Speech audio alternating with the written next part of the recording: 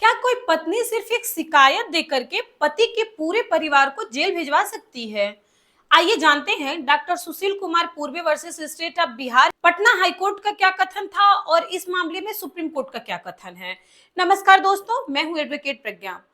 आज हम अपने इस सीरीज में बात करेंगे जजमेंट के बारे में। कुछ सुप्रीम कोर्ट और हाई कोर्ट के महत्वपूर्ण जजमेंट हैं जो मैं आपसे शेयर करूंगी आसान भाषा में, जिससे सुनने में और समझने में आसानी होगी।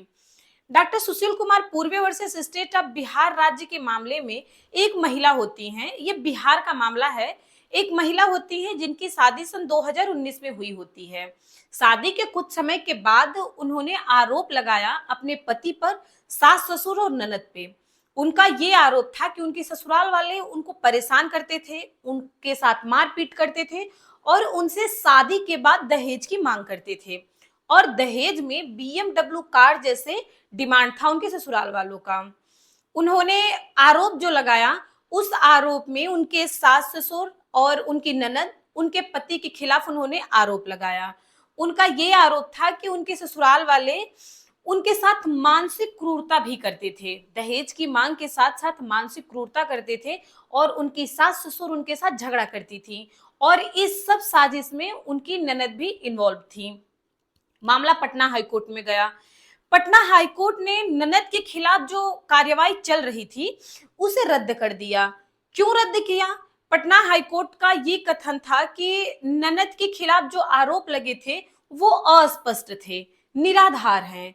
उसमें कुछ भी ऐसा नहीं है जिससे ननद को आरोपी बनाया जाए। लेकिन पटना हाईकोर्ट ने सास ससुर को के खिलाफ जो आरोप थे उसको अस्पष्ट रखा, उसको जैसा का तैसा रखा। सास ससुर के खिलाफ आरोप को रद्द नहीं किया पटना हाईकोर्ट ने।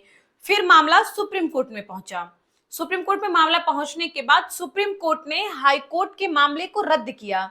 जो हाईकोर्ट ने मामला दिया हुआ था, जो हाईकोर्ट ने जजमेंट दिया हुआ था, उसको रद्द करते हुए सुप्रीम कोर्ट ने ये कहा कि पटना हाईकोर्ट ने ये गलती कर दी, बहुत बड़ी गलती कर दी। क्यों?